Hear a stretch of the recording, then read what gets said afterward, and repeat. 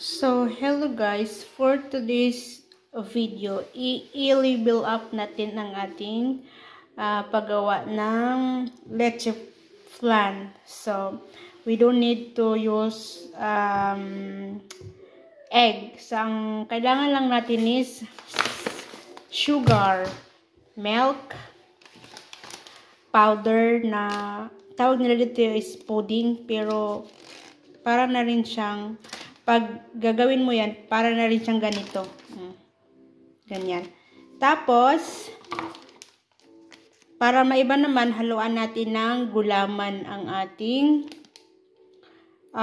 leche flan. So, this is my own version of leche flan. So, ayan. Let's start.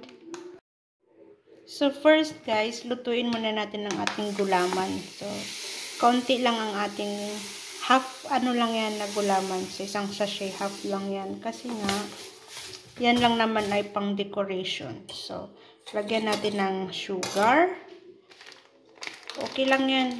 Yan, siya matutunaw yan siya dyan. Tapos, ang ating gulaman powder.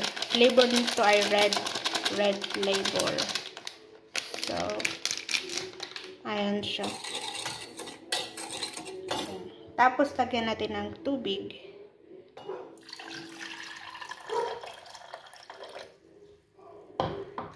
Ayan. Haluin lang natin. Tapos, atin ang lutuin. So, ayan na guys, ang ating gulaman. So, at kumulo na yan, atin na siyang papalamigin. Ibuhos lang natin dito. At hayaan natin siyang lumamig. So, ganyan lang.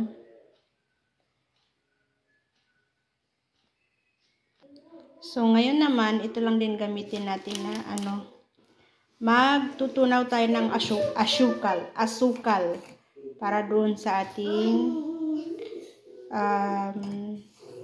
leche flan. So, as usual na ginagawa kung paano gumawa ng leche flan. So, kailangan may asukal. So, atin lang muna itong tutunawin. Gawin nating liquid yung asukal. So, ayan. Haluin lang natin.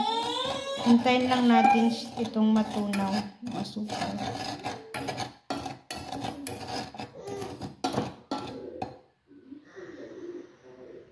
Guys, yung ating asukal na sinirap, atin nang ilagay sa molding.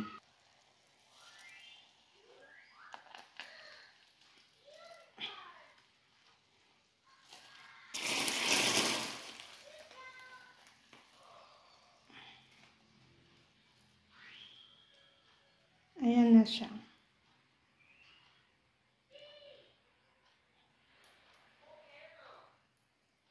So, ayan guys. Ngayon naman atin nang lulutuin ng ating leche flan na version ko lang. So, first, maglagay tayo ng gatas. So, hindi ko na to tansyahan lang to guys. Ayan.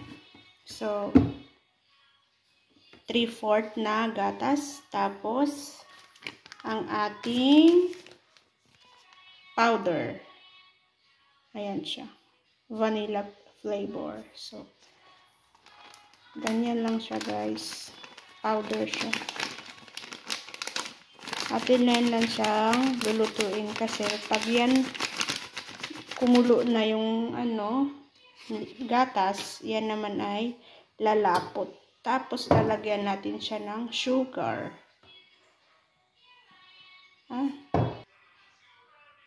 So, ayan guys, nilagyan ko na ng sugar. Haluin muna natin.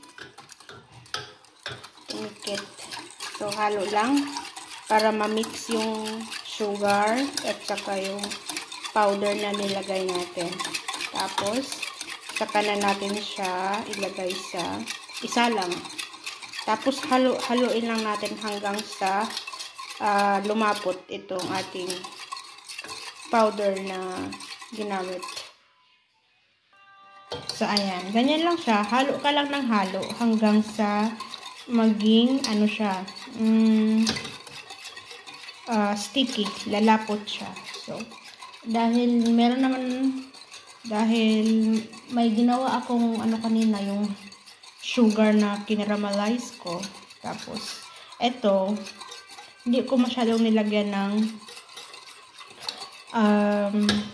sugar kasi matamis na eh. So, matamis na lahat. So, ibabalance lang natin. Ito, hindi masyadong matamis to. So, kaya okay lang. So, ganyan lang siya guys. Halo lang siya ng halo. Hanggang sa lumapot. So, kakaibang version to ng leche flan na gagawin natin. So, this is only my own version kasi naisip ko lang na why not. Subukan natin. Tapos, bakit lalagyan ko ng gulaman? Gulaman is pang decoration ko lang yun mamaya. So, para may iba naman, diba? So, So, yun pala yung powder na lalagay ko is vanilla flavor. Tapos, meron din siyang, iba-iba siyang flavor. May vanilla flavor, may strawberry flavor, may chocolate flavor. So, ang pinaka gusto ko is vanilla. Pangalawa na lang yung chocolate. Ganyan siya, guys. Ganyan lang. Halo ka lang ng halo. Ang lasa din pa rin talaga nito is, para lang din siya talaga leche flan. Kaso yung leche flan kasi, which is, ang ginagawa natin sa Pilipinas is, egg, condensed milk, tapos milk, ganyan. Tapos i-steam mo. Ito naman is kakaiba.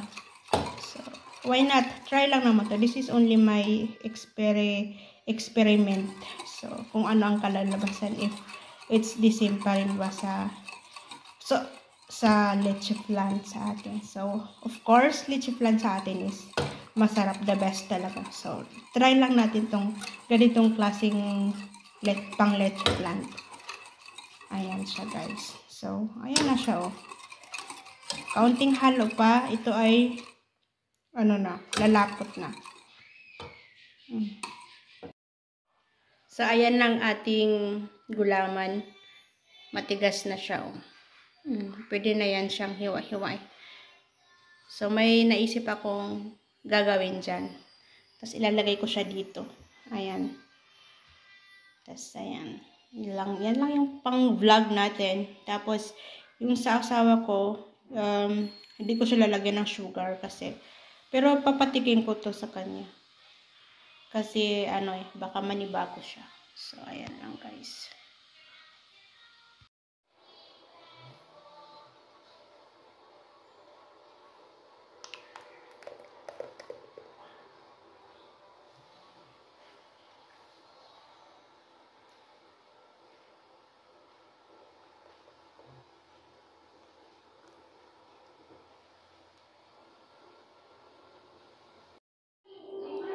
Hello guys, so ito na yung ating pinalamig na my own version of leche flan. So let's see if maging okay siya pag atin lang ilipat sa plato. So ayan siya guys. Parang nga talaga siyang leche flan. Ayan, so, as you can see, my heart na gulaman yan. So, kaya siya nabiak kasi nga. Hindi ko siya agad naagapan. Munti ka na siyang magwasak-wasak sa So, ayan. Atin ang tikman ang ating ginawang leche flan. As you can see, mukha nga talaga siyang leche flan. So, this is my own version of leche flan. Yummy. The best.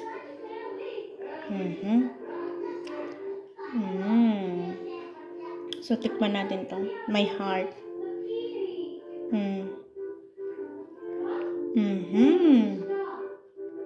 Ang sarap, guys.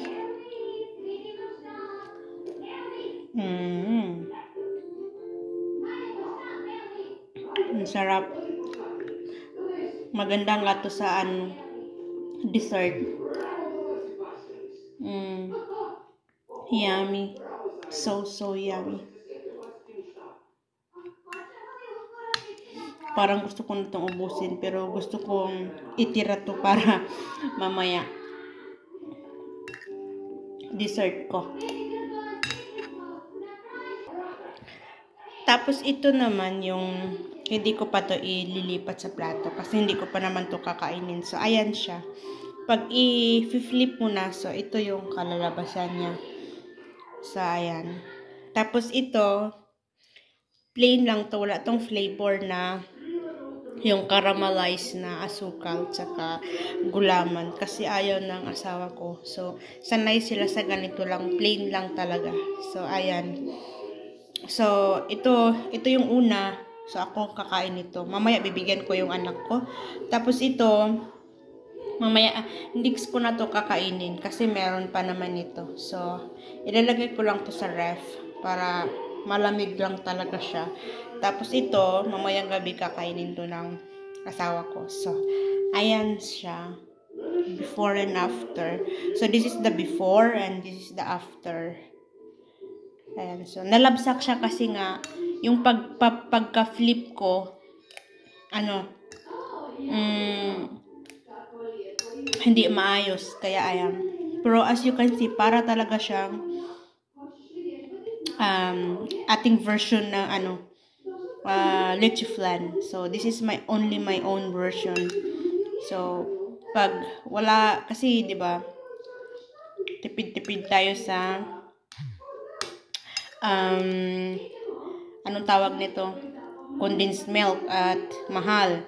Pati itlog mahal na rin. So this is hindi mahal na version na na paggagawa ng leche flan. So, ayan. So, okay guys. Thank you for watching.